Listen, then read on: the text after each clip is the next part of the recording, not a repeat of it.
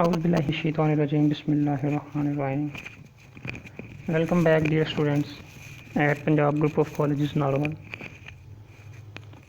We will discuss today exercise chapter number 1. सबसे पहले हम MCQs देखते हैं, उसके बाद short question and long question. तो question number 1, isotopes differ in, तो इसका आंसर है अल्फ़ा, जिसको आप ए भी कहते हैं, properties which depend upon mess.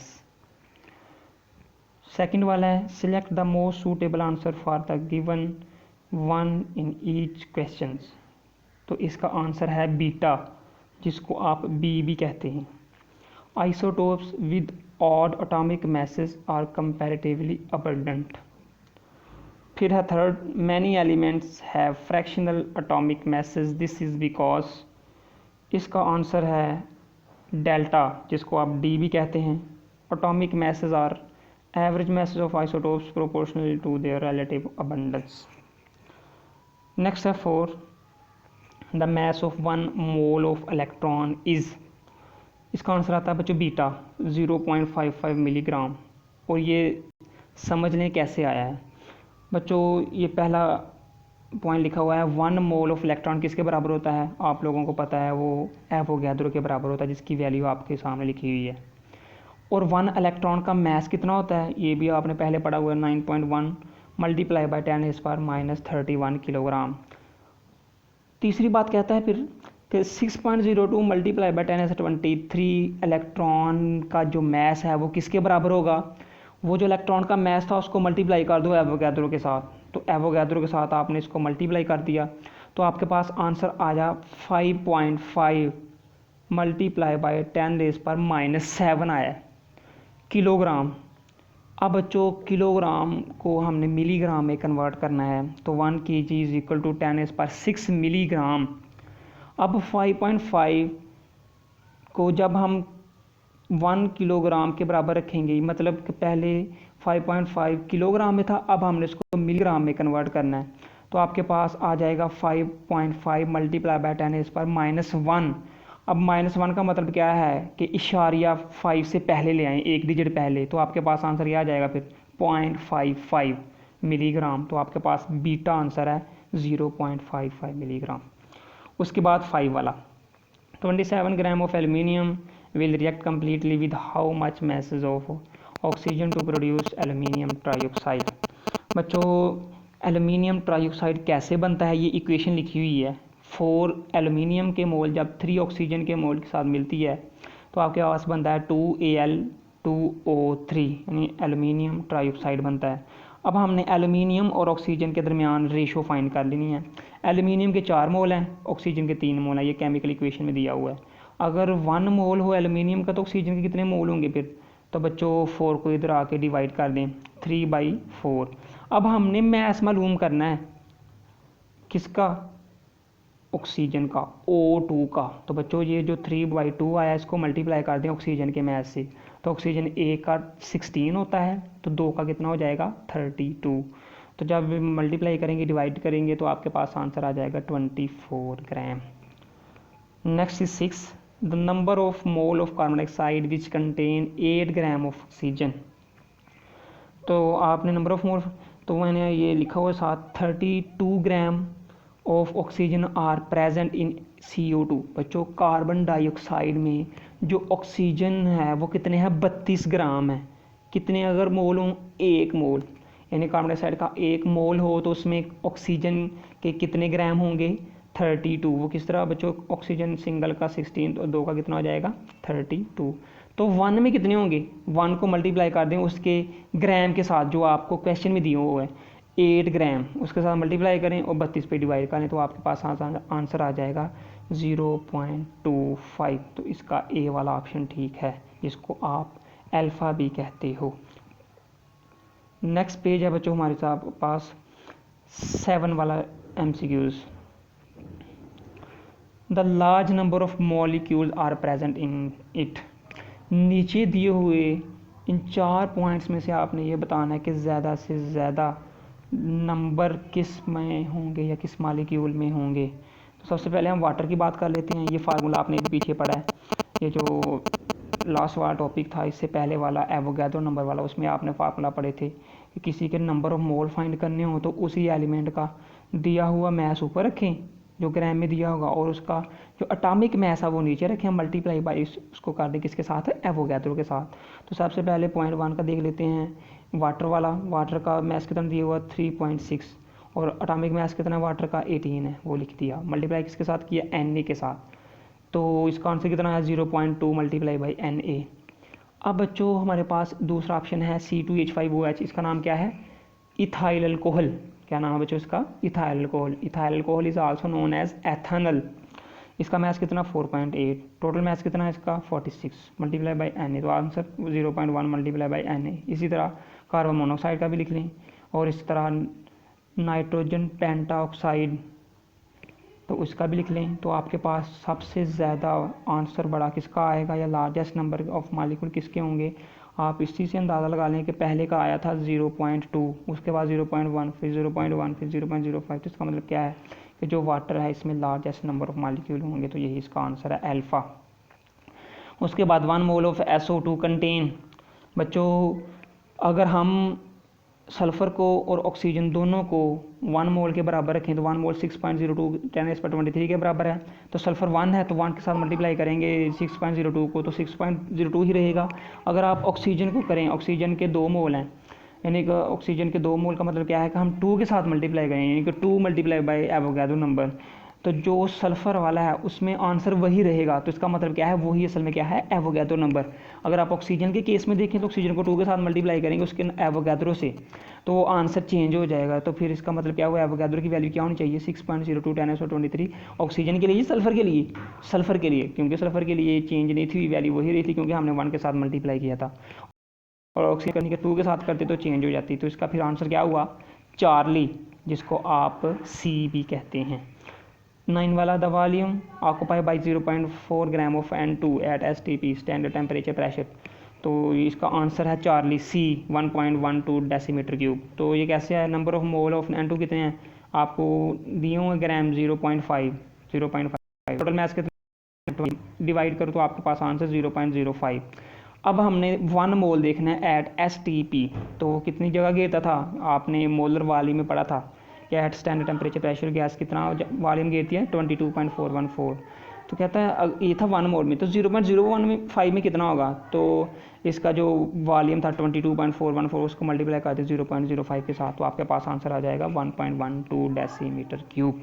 तो बच्चों ये थे MCQs। उसके बाद लास्ट वाला, limiting reactant is the one which, इसका डी ऑप्शन है जिसको आप डेल्टा भी कहते हैं, gives the minimum amount of product under consideration. तो बच्चों ये थी MCQs। इसके बाद हमारे पास नेक्स्ट क्वेश्चन है क्वेश्चन नंबर 4। इसमें क्या करना है, व्हाट आर आयन पड़ा हुआ है और under what condition they are produce, कि कैसे प्रोड्यूस होते हैं। आपको ये पता है पॉजिटिव कब बनते थे और नेगेटिव कब बने थे, और आपको ये भी पता है कि जो पॉजिटिव या के टाइम बनाने की कैपेसिटी है वो मेटल की है, और जो नेगेटिव बनाने की है वो नॉन मेटल या गैसेस वगैरह मेटल की, सॉरी। तो ये आपने यहाँ से याद कर लीजिएगा। मैंने बच्चों ये पिक्स हैंडबुक से ली हुई है, तो क्योंकि कुछ बच्चों के पास बुक नहीं होगी, इशू होगा कि लॉकडाउन की वजह से हम बाहर नहीं जा सकते, बुक पॉइंट पे नहीं जा सकते यहाँ से हम बुक्स ले सकें, तो उनका वो इशू अगर होगा तो ये इधर से सॉल्व आउट हो जाएगा। तो आपने इधर से ऐसे ही याद कर लेना। अगर आपके पास कोई और बुक है या आप बुक्स टेक्स्ट बुक से करना चाहते हैं जहाँ से मर्जी करें या अपने कंसेप्ट क्लियर करें, लेकिन आप लोगों को क्वेश्चन का आंसर आना चाहिए। Question number 5, what are the isotopes, ये आपने सारा पढ़ा हुआ है, लॉन्ग क्वेश्चन था आइसोटोप्स वाला। उसके बाद how does the mass spectrometer, ये भी पढ़ा हुआ। उसके बाद सीजस, what is the justification of 2 strong peak in the mass spectrum bromine, while for iodine only 1 peak at 127 AMU is indicated। बच्चों कहता है कि अगर हम स्पेक्ट्रोग्राफ की मदद से 2 एलिमेंट्स की स्टडी करें ना, तो ब्रोमीन की ग्राफ में 2 पीक्स शो होती हैं जबकि आयोडीन के केस में सिर्फ 1 होती है। इसकी वजह क्या है, तो बच्चों आपको पता है, आपने पढ़ा हुआ है कि जिस एलिमेंट के जितने आइसोटोप्स होंगे उतनी ही लाइंस या उतनी ही पीक्स शो होंगी क्रोमेटोग्राफ में। तो ब्रोमीन के 2 नेचुरली अक्रिंग आइसोटोप्स हैं, इसलिए वहाँ 2 पीक्स शो होंगी। और जो आयोडीन है उसका कुदरती तौर पर पाया जाने वाला सिर्फ एक ही आइसोटोप है, इसलिए उसकी जो पीक है वो एक ही शो होगी। Question number 8, define the following term and give 3 example of each. सबसे पहले ग्राम एटम पड़ी हुई है, ग्राम एटम के बाद आ जाती है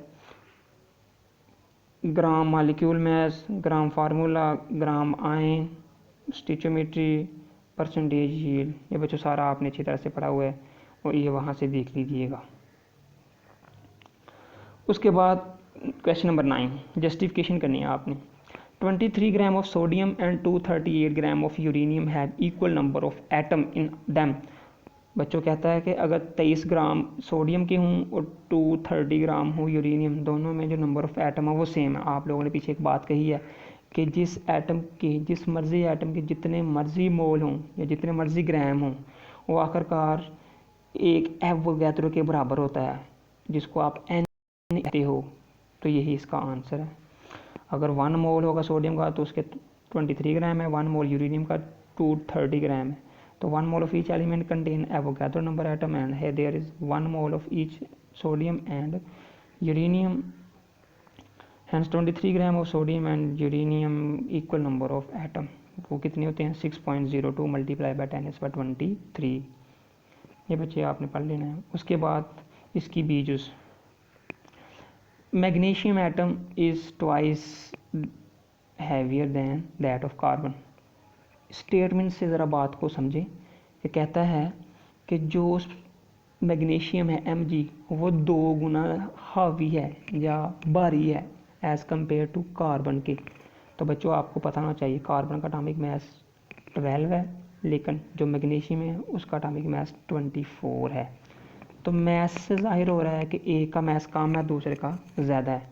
तो अगर हम कार्बन की बात करें तो उसमें कार्बन में 6 प्रोटॉन है और 6 ही न्यूट्रॉन है, तो दोनों को सम करेंगे तो 12 होगा। अगर आप मैग्नीशियम की बात करें तो मैग्नीशियम का एटॉमिक मास होता है 24, यानी कि उसमें 12 ही प्रोटॉन हैं और 12 ही न्यूट्रॉन है। तो इसका एटॉमिक मास कितना होगा 24। तो दोनों को डिवाइड करें तो आपके पास आंसर 2 आता है। इसका मतलब क्या है कि जो मैग्नीशियम है वो 2 टाइम हैवियर है दैन कार्बन एटम। उसके बाद सीजुस 18 ग्राम 180 gram of glucose and 342 gram of sucrose is have same number of molecule. इसका आंसर वही आपने लिखना है जो पीछे लिखा है कि वो एवोगैड्रो के बराबर होता है, यानी कि 1 मोल के बराबर होता है। इस वजह से इसमें दोनों में जो नंबर ऑफ मोल होंगे वो सेम होंगे, दैट इज़ एवोगैड्रो नंबर। दूसरा point, but different number of atom. अब दोनों में जो एटम है उनकी तादाद डिफरेंट है। जिस तरह ग्लूकोज है, ग्लूकोज का ये फार्मूला है, और उसके बाद सुक्रोज है, सुक्रोज का ये फार्मूला है। दोनों के नंबर ऑफ एटम फाइंड करो, गिनो। कार्बन 6 है, हाइड्रोजन 12, ऑक्सीजन 6, 12 और 6 18, 18 और 6 24, यानी कि इसमें नंबर ऑफ एटम कितने हैं 24। अब हम सुक्रोज में देख लेते हैं, तो सुक्रोज में देखें तो आता है आपके पास टोटल 45। दोनों में फ़र्क है। इसका क्या मतलब है कि उनमें नंबर ऑफ मोल तो सेम है लेकिन नंबर ऑफ एटम क्या है वो डिफरेंट है। तो ये जस्टिफाई हो गया। उसके बाद डीजूस है बच्चों 4.9 gram of sulphuric acid when completely ionise in water have equal number of positive and negative charge. पहले हम इसका आंसर बढ़ते हैं। कहता है जब हम सल्फ्यूरिक एसिड को वाटर में डिज़ोल्व करें ना, उसके 4.9 ग्राम सल्फ्यूरिक एसिड के, तो वो कम्प्लीटली आयोनाइज हो जाता है, तो उनके जो नंबर ऑफ पॉजिटिव और नेगेटिव हैं वो इक्वल होते हैं। इसका मतलब क्या है कि वो दोनों सेम होते हैं। तो देख लें इक्वेशन आपके सामने है। इक्वेशन देखो तो इक्वेशन में लिखा हुआ है H2SO4 gives us 2H plus SO4 2-। अब बच्चों अगर हम इन दोनों में हम चार्ज की बात करें, चार्ज, ये दूसरा point, number of positive charge, तो कितने हैं 2। हाइड्रोजन कितने थे 2 थे। ये चार्ज का मतलब क्या है पॉजिटिव हो या नेगेटिव। अब हम कर लेते हैं बात नेगेटिव की। नेगेटिव चार्ज भी 2 हैं। वो किस तरह, आपको इक्वेशन में तो 1 नज़र आ रहा है देखने में, यानी कि SO4 है ना, तो आप कहते हैं कि इसके पीछे 1 लिखा हुआ है, इसका मतलब 1 है। नहीं बच्चों, चार्ज की बात कर रहे हैं ना कि आयंस की, चार्ज की बात कर रहे हैं। तो देखिए चार्ज SO4 के ऊपर नेगेटिव 2 चार्ज हैं, यानी कि 2 नेगेटिव चार्ज। इसका मतलब क्या है इसमें भी 2 ही चार्ज होंगे नेगेटिव, यानी कि H Hb2 है और SO4 भी क्या है 2 है, तो दोनों में जो पॉजिटिव चार्ज या नेगेटिव चार्ज, जैसे कहें दोनों में जो चार्जेस हैं वो क्या है सेम है, लेकिन चार्ज आयन डिफरेंट है, but the number of positive charge ion are twice the number of negative charge ion, यानी कि जो पॉजिटिव है वो 2 गुना है और जो नेगेटिव है वो 1 गुना होगा, यानी कि जो पॉजिटिव है वो 2 गुना होगा एज़ कम्पेयर टू नेगेटिव के। तो हम पॉजिटिव चार्ज देख लेते हैं, हाइड्रोजन उसके साथ 2 था, तो इसका मतलब क्या है कि ये 2 आयन है। अब हम आयन की बात कर लेते हैं, तो ये आपके पास SO4 है, ये एक ही है जो आपको बैलेंस केमिकल इक्वेशन में नज़र आ रहा है। तो हम कह सकते हैं इसमें पॉजिटिव चार्ज और नेगेटिव चार्ज तो सेम है लेकिन आयन डिफरेंट है। Use 1 magnesium of K 1 milligram of K2Cr2O7 potassium dichromate has thrice the number of ion than the number of molecule when ionized in water। जब बच्चों potassium dichromate को ionise करो, water में dissolve करो, तो 2 potassium के ion और 1 chromate का, तो हम पढ़ते हैं 1 formula unit of K2Cr2O7 produce 2K and 1 Cr2O7। अब दोनों को सम करो, 2K और 1 Cr2O7, टोटल कितने हो गए 3। तो हम कह सकते हैं फिर इसके पास जो टोटल आयन्स हैं वो कितनी है 3 आयन्स हैं। क्लियर बात बच्चों यहाँ तक। अब दूसरी बात क्या कहता है, व्हेन आयनाइज इन वाटर। अब देखिए hence whatever the amount of K2Cr2O7 number of ion in its solution will always be thrice. इसका क्या मतलब है कि बच्चों जब हम उसको वाटर में डिज़ोल्व करेंगे तो जो टोटल उसके नंबर ऑफ आयन्स होंगे वो कितने गुना होंगे, थ्राइस होंगे, 3 गुना than the number of its formula unit, यानी कि इसके फार्मूला यूनिट से 3 गुना ज़्यादा होंगे पोटाशियम डाइक्रोमेट के आयन्स या नंबर ऑफ आयन्स जब उसको हम वाटर में डिज़ोल्व करेंगे। उसके बाद F जुज़ है 2 gram of H2, 16 gram of methane CH4 and 44 gram of carbon dioxide occupy separately the volume of 22.414 although the size and masses of molecule of these gases are very differently from each other। कहता है ये आपके पास 3 तरह की gases हैं, तो इन तीनों के जो मैस हैं वो तो डिफरेंट हैं, लेकिन जो ये वॉल्यूम घेरती हैं वो एक ही जैसा वॉल्यूम घेरती हैं at STP standard temperature pressure. तो बच्चों आपने यही बात पीछे पढ़ी थी कि चाहे जिस गैस के जितने मर्जी ग्राम हो उसने आखिरकार किसके बराबर होना है, 1 मोल के। तो हम पढ़ते हैं 2 ग्राम ऑफ हाइड्रोजन किसके बराबर है 1 मोल, मीथेन भी 1 मोल, उसके बाद जो CO2 कार्बन डाइऑक्साइड है ये भी 1 मोल के बराबर है। फिर आपने एंड पे एक बात कही थी कि गैस के मालिक्यूल के दरमियान जगह बहुत खाली होती है, तो उनके दरमियान मैं बात पढ़ने लगा हूँ, gases distance between 2 molecule is approximately 300 time it's molecular size.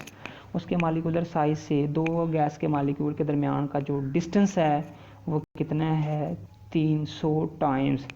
और फिर कहता है कि जो गैसेस ने वॉल्यूम ऑक्यूपाई करना है वो सिर्फ नंबर ऑफ मोल के ऊपर डिपेंड करता है, ना कि गैस मालिक्यूल के ऊपर और ना उसके साइज़ के ऊपर। गैस के मालिक्यूल या साइज़ जितना मर्जी हो, गैस के जो मालिक्यूल हैं या साइज़ हैं वो जितना मर्जी हो, लेकिन गैस ने वॉल्यूम कितना ऑक्यूपाई करना है ये डिपेंड करता है नंबर ऑफ मालिक्यूल के ऊपर। अब आप देखें तीनों गैसेस में जो नंबर ऑफ मालिक्यूल हैं वो सेम है। जब नंबर ऑफ मालिक्यूल सेम है तो इसका मतलब फिर क्या हुआ कि इन तीनों गैसेस ने at STP occupy same volume that is 22.414। और इसको आप क्या कह सकते हो, एवोगैड्रो नंबर या एवोगैड्रोस लॉ। तो ये बच्चों आपके क्वेश्चन हो गए। इसके बाद नेक्स्ट वाला क्वेश्चन है 23 वाला, व्हाट इज़ स्टिचोमेट्री। पढ़ा हुआ एग्जाम्पशन पढ़ी मेंशन इंपॉर्टेंट, ये सारा लॉन्ग क्वेश्चन कह रहा हूँ, ये आपने पढ़ा था पीछे आर्टिकल्स की, वही ये सारा। बीजूस व्हाट इज़ लिमिटिंग रिएक्टेंट पढ़ा हुआ है। 24 वाला defined yield, actually theoretical yield पढ़ा हुआ है। बीजूस what are the factor which are mostly responsible for the low yield, ये भी आपने पढ़ा, जो आपने शॉर्ट क्वेश्चन पढ़ा था कि क्यों एक्चुअल यील्ड ज़्यादा होती है as actually it is less than that theoretically, ये भी आपने शॉर्ट क्वेश्चन पढ़ा हुआ है। उसके बाद explain the following reason, law of conservation of mass has to be obeyed during stoichiometry calculation, यानी स्टिचोमेट्री कैलकुलेशन में law of conservation of mass obey होता है, इसकी रीज़न पेश करो। तो बच्चों आपको पता है कि लॉ ऑफ कंजर्वेशन ऑफ मास क्या है, कि आपने कहा था कि जो आपके पास एनर्जी है या मैटर है वो ना तो ज़्यादा होती है, या ना ऐसे कह लें कि ना वो क्रिएट होती है और ना ही वो डिस्ट्रॉय होती है, बल्कि एक फॉर्म से दूसरी फॉर्म में कन्वर्ट हो जाती है। तो नीचे इक्वेशन दी हुई है H2 + O2 तो गिव्स अस H2O। अभी आपके पास ये इक्वेशन बैलेंस नहीं है बच्चों, आप देख रहे हैं ऑक्सीजन रिएक्टेंट में 2 हैं, तो प्रोडक्ट में आपके पास सिर्फ एक ही ऑक्सीजन है। तो इसको फिर हमने बैलेंस करने के लिए इसके साथ हाइड्रोजन के साथ 2 लगाएंगे तो इक्वेशन बैलेंस हो जाएगी। तो यानी कि हम कह सकते हैं कि जितने रिएक्टेंट में ऑक्सीजन के मालिक्यूल होंगे उतने ही किस में होंगे, प्रोडक्ट में। तो हम कह सकते हैं फिर कि स्टिचोमेट्री कैलकुलेशन में law of conservation of mass obey होता है, यानी कि इक्वेशन बैलेंस होगी तो ही इसका मतलब होगा कि law of conservation of mass या law of conservation of energy वो ऑक्यूपाई कर रहा है, या फिर ऐसे कह लें कि वो ओबे कर रहा है। तो ये इसका शॉर्ट क्वेश्चन का आंसर होगा। उसके बाद many chemical reactions taking place in our surrounding involve the limiting reactant, कहता है वो वाले रिएक्शन लिखो जो हमारी सराउंडिंग में एग्जिस्ट करते हैं, किस केस में, लिमिटिंग रिएक्टेंट में। तो बच्चों सबसे पहले हमने कल बात भी की थी लास्ट चैप्टर में, लास्ट टॉपिक में, कि रस्टिंग ऑफ आयरन में आपको जंग लग जाता है, वो लिमिटिंग रिएक्टेंट है, और लेकिन जो ऑक्सीजन है वो क्या है, एक्सेस है। एक ये थी, एक बर्निंग ऑफ कोल का बताया था, 2 तो ये इसमें लिखी हुई हैं। तीसरी बात पेट्रोल या पेट्रोल, लफ्ज़ पेट्रोल नहीं बच्चों, पेट्रोल होता है, burn in excess of oxygen present in air. बच्चों अगर आप गाड़ी में जो पेट्रोल यूज़ करते हैं तो वहाँ भी कंबस्शन का प्रोसेस होता है। ये भी क्वेश्चन आप पढ़ेंगे, आई थिंक इन्हीं आगे वाले चैप्टर में पढ़ेंगे कि ये कंबस्शन का प्रोसेस होता है। और उस वक्त जो ऑक्सीजन यूज़ होती है वो भी एटमॉस्फेयर से होती है, लेकिन पेट्रोल ख़त्म हो जाता है, ऑक्सीजन ही खत्म होती है। तो इसका मतलब क्या हुआ कि जो पेट्रोल है वो क्या है, लिमिटिंग रिएक्टेंट है। तो एक शॉर्ट क्वेश्चन ये हो गया।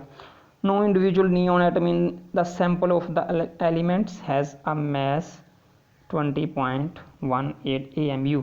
कहता है कि आपने जब मैस स्पेक्ट्रोमीटर पढ़ा था ना, तो उसमें एंड पे जाके आपने ग्राफ बनाया था, तो कहता है कि आपने वहाँ नियॉन के 3 आइसोटोप पढ़े थे, एक 20 वाला, एक 21 और एक 22, लेकिन जो उसका एवरेज एटॉमिक मास आया था वो था 20.18 AMU। कहता है कि वो जो आपने पीछे देखे थे 3 आइसोटोप 20, 21, 22, लेकिन उसका जो एवरेज है वो 20.18 है। कहता है इन तीनों में से जो एवरेज एटॉमिक मास आया वो किसी का भी नहीं है। तो आपने इसको एक्सपेरिमेंटली प्रूव भी किया था, ग्राफ भी बनाया था, किस तरह फाइंड किया था ये क्वेश्चन लिखा हुआ है, या आपने ये अगर इधर से याद करना इधर से कर लें, अगर नहीं तो जो आपने पीछे लास्ट टाइम पढ़ा था वहाँ से भी याद कर सकते हैं। नीचे लाइन लिखी हुई है, hence 20.18 AMU is the average atomic mass of neon and no individual neon atom in the sample that has mass of 20.18 AMU। आपने देखा था कि किसी इंडिविजुअल नियॉन का मैस इसके बराबर नहीं था। उसके बाद 1 mole of sulphuric acid should completely react with 2 mole of NaOH, how does Avogadro number help. तो देखें 2 मोल NaOH के हैं और 1 मोल H2SO4, जब ये रिएक्ट करते हैं तो उनके दरमियान कैसे एवोगैड्रो हमारी हेल्प करता है। बच्चों 2NaOH का मतलब क्या है, 2 फार्मूला यूनिट हैं, इसको एवोगैड्रो के साथ मल्टीप्लाई करेंगे तो क्या करेंगे, 2 को मल्टीप्लाई कर दें Na के साथ, और Na की वैल्यू आपको पता क्या है, और ये 2 मोल हैं, 1 मोल नहीं है 2 मोल हैं NaOH के। दूसरी तरफ देखें तो H2SO4 का सिर्फ 1 मोल है, तो 1 मोल को मल्टीप्लाई करेंगे इसके साथ, एवोगैड्रो के साथ, तो 1 मोल आ जाएगा। तो हम कह सकते हैं कि NaOH के 2 मोल रिएक्ट करेंगे किसके साथ, 1 मोल ऑफ H2SO4 के साथ। तो आपने ये इसको इसके साथ नरेट करना है या इसको इसके साथ रिलेट करना है एवोगैड्रो के साथ। तो आप देखेंगे कि पहले के 2 मोल आएंगे NaOH के, और H2SO4 का कितना मोल आएंगे, 1 मोल आएगा। उसके बाद बच्चों जो 2 शॉर्ट क्वेश्चन आ रहे हैं वो इनमें से एक न्यूमेरिकल है, वो हम नहीं करेंगे, तो जब हमने इस चैप्टर के न्यूमेरिकल करने हुए तो वो करेंगे, अदरवाइज नहीं करेंगे। उसके बाद आ रहा है लास्ट वाला शॉर्ट क्वेश्चन, बहुत ही इंपॉर्टेंट शॉर्ट क्वेश्चन है, जो रीज़न वाले हैं, एक ये और जो एक पीछे हमने पढ़े हैं AB पार्ट्स के साथ। तो कहता है sodium N2 and CO, nitrogen and carbon monoxide has same number of electron, proton and neutron. बच्चों कह रहा है कि जो N2 है और CO है, इन दोनों में इलेक्ट्रॉन भी सेम है, प्रोटॉन भी सेम है, न्यूट्रॉन भी सेम है। जस्टिफाई करो। तो बच्चों आपको पता है जो नाइट्रोजन है N, इसका एटॉमिक नंबर A का होता है 7 और 2 का कितना होता है 14 होता है। इसका क्या मतलब हुआ कि इसमें अगर एक में नंबर ऑफ इलेक्ट्रॉन और 7 है तो दूसरे में भी कितने होंगे 7 होंगे। बच्चों सोडियम, ये जो नाइट्रोजन है इसका एटॉमिक मास कितना होता है 14 होता है। इसका मतलब क्या है कि 7 इसमें इलेक्ट्रॉन है और 7 ही क्या है इसमें प्रोटॉन है। तो इसका मतलब है कि अगर एक में नंबर ऑफ इलेक्ट्रॉन 7 हैं तो दूसरे में भी कितने होंगे नाइट्रोजन में 7, क्योंकि नाइट्रोजन यहाँ 2 हैं, नॉट 1। N का मतलब होता है 1 और N2 का मतलब क्या होता है 2। तो दोनों को शाम करो तो 14। अगर अब हम कार्बन मोनोऑक्साइड की बात कर लेते हैं। अब बच्चों कार्बन मोनोऑक्साइड में जो कार्बन है, कार्बन का एटॉमिक मास होता है 12। अब इसमें जो एटॉमिक नंबर जो इलेक्ट्रॉन है वो कितने होंगे 6 इलेक्ट्रॉन होंगे और 6 ही क्या होंगे इसमें प्रोटॉन होंगे। तो 6 हमने सिर्फ इलेक्ट्रॉन की बात की है, तो इलेक्ट्रॉन इसमें कितने आए 6। अब हम ऑक्सीजन की बात कर लेते हैं। ऑक्सीजन का एटॉमिक मास होता है बच्चों 16। तो 16 का मतलब क्या है, इसमें 8 प्रोटॉन है और 8 ही क्या है इलेक्ट्रॉन है। तो 8 ले लेते हैं, दोनों जमा करें तो 14 आएगा। 14 दोनों का सेम हो गया, इलेक्ट्रॉन क्लियर हो गया। उसके बाद प्रोटॉन, नाइट्रोजन में 7 ही प्रोटॉन है, अगर एक में 7 है तो दूसरे में भी 7 होंगे, 14 होंगे।